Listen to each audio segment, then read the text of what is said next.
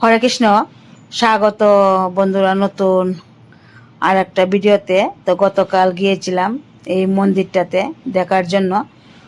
তো প্রথমে নিচের এই ভিউটা একদমই অসাধারণ লাগলো। আর দুপুরবেলা গিয়েছিলাম, প্রচণ্ড রুদ্র ছিল সেদিন। তো আর এই সিঁড়িগুলি দিয়ে এই মন্দিরে উঠতে হয়।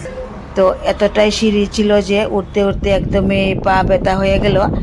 মনে হলো 400 থেকে 500 সিঁড়ি হবে, গুনলে মনে হয় আরও বেশি হবে। তো এই কথা বলতে বলতে কিন্তু আমরা একদমই সামনে চলে আসলাম। আর দেখতেও খুব সুন্দর লাগলো এই সিঁড়িগুলি। তো মন্দিরের উপরে উঠে আসলাম। মন্দিরের উপরে উঠেও দেখতে পেলাম সেই পাহাড়, সমুদ্র। তো এই শহরে আসলে যেদিকেই যাবেন সেদিকে এই পাহাড় আর সমুদ্র কিন্তু দেখতে পাওয়া যায়।